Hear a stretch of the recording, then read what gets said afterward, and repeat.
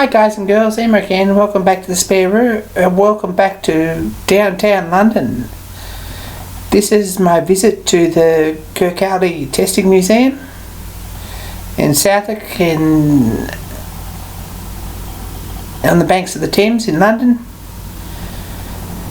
I thought you might be a little bit interested in having a look too.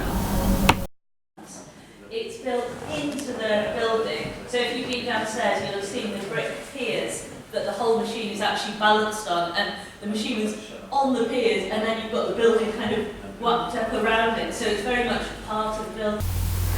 So this is like a giant milling machine pallet really. It's a modular design building especially for this testing machine. Is a tension and compression strength tester and a bend strength tester. It's fairly big, it weighs 110 tonnes. It was built in 1864 and to William Kirkaldy's design, so it's quite a thing really. This is the carriage we can see here with a couple of big wheels there, one each side, and two worm drives to run the lead screws along. Those two lead screws I guess are 6-inch probably, before standardised inches and thread systems. There might be 1-inch pitch, and they're square threads, and it would have been quite a design, quite an achievement to actually make them to start with. The operator there is in there, he's putting a piece of wrought iron between the jaws. They're just held in place with wedges and bashed them in pretty hard. And they're moving the carriage backwards and forwards there so that you can get the length right. But one turn, worm drive, probably 6 or 8 or 10 turns would turn the nut one turn, so that's 1 inch. So to go from one side into the other, which is about 20 feet, that's a pretty slow sort of a process. So I don't think you'd change the setups very often.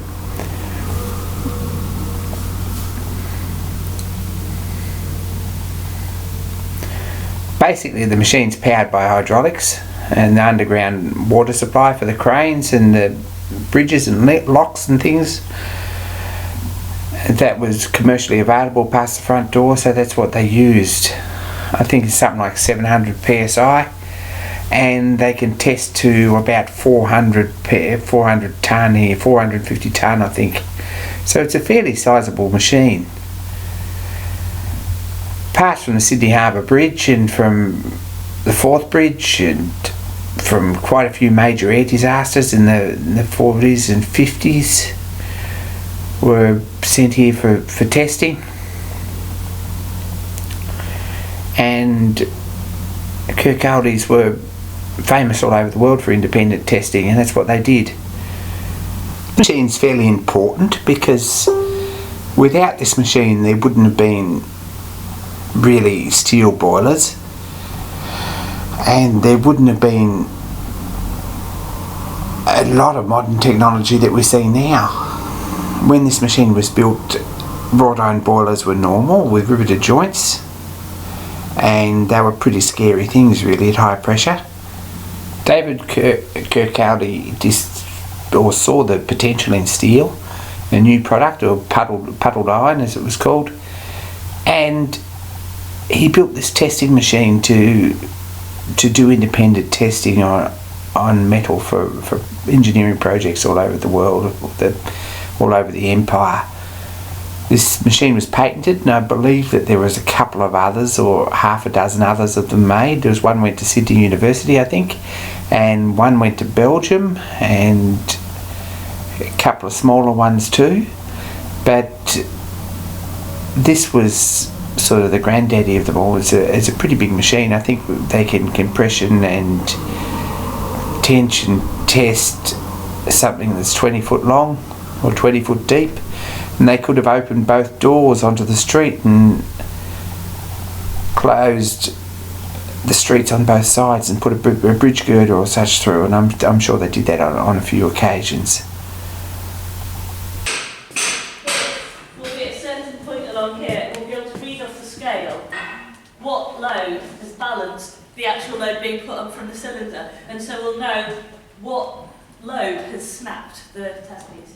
So it's quite simple-ish. And so now we only run it to 30 tons, like I said. When they were running it at much higher tonnages, this actually whole system worked, and you'd be reading this one, because this is another kind of step-up balance which went up here. We do have a few weights up here as well, which actually means that,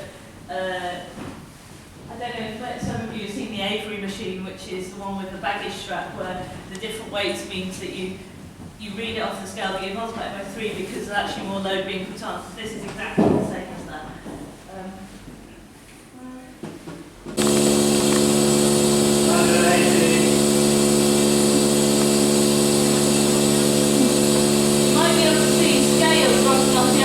Sample as it stretches. That's all you can see if it's stretching. It doesn't neck or anything, this material. But the outside basically falls off because it's got longer.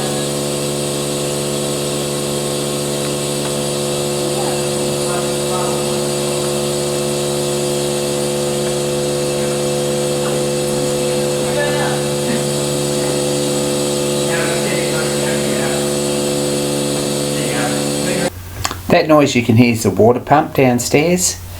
The old hydraulic system no longer works in London, so it does have an independent water pump. There's a huge sump under the building for return, so they pump out of that.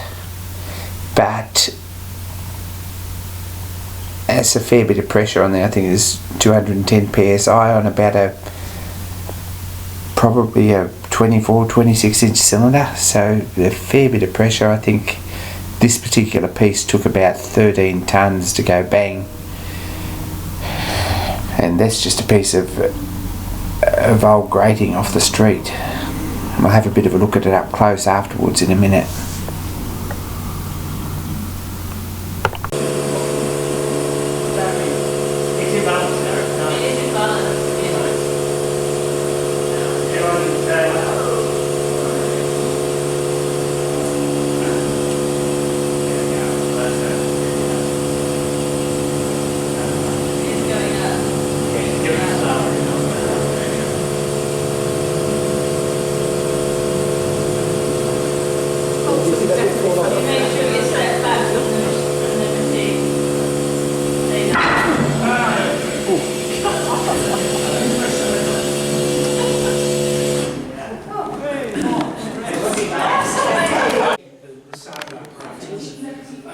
Which is £300 times 89, so that is £27,000 all but, which is about 13 tonnes.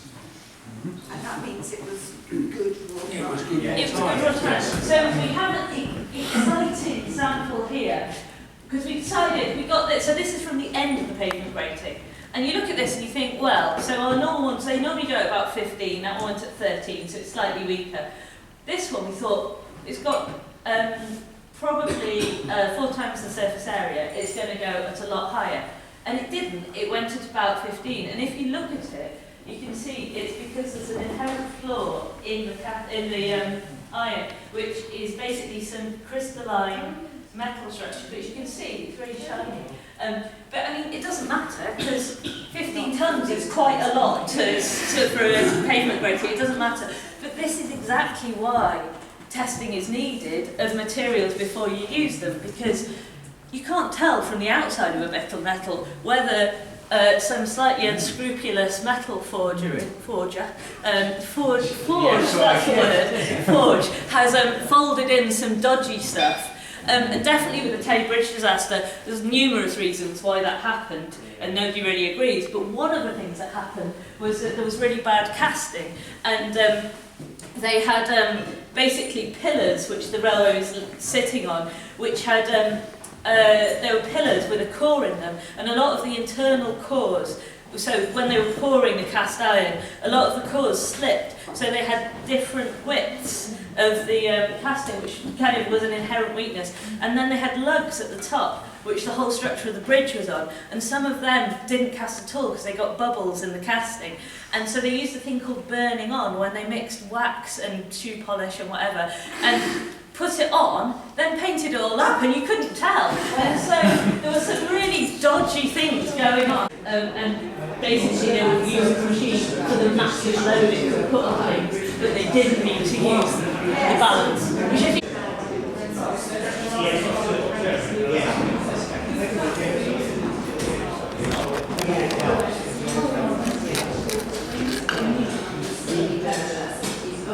but we want to compare that.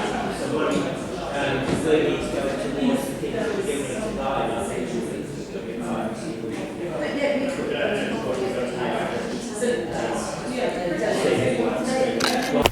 There's a bit better view of the entire machine. It's the feed mechanism and looking down the screws along to the other end. Another machine is in the basement. It's a chain testing machine, a continuous chain testing machine for testing anchor chains and crane chains, so forth, so on, section at a time. It's got quite an accurate balance there with a, if you have a look, even a vernier slide to set it up perfectly. With a balance and a lever down the bottom to accurately determine how much pressure you're putting on the chain. There's a hook there with a holder, and the chain stretches down there to the cylinder.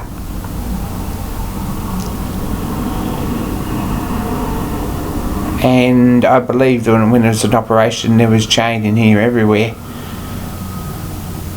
There's not a very big room to be full of 3/4 inch chain. And make it fairly uncomfortable if something actually broke, I think. Anyway, that's the Kirkaldy testing laboratory in London.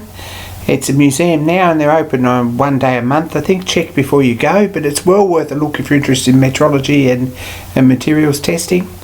It's a very interesting day and very knowledgeable staff and a very well maintained museum. I was almost had it at the back of my list of things to do, and I'm glad I did go, because absolutely worth a look and a very, very interesting museum to go and see. So check it out when you're in London, because it's a must see.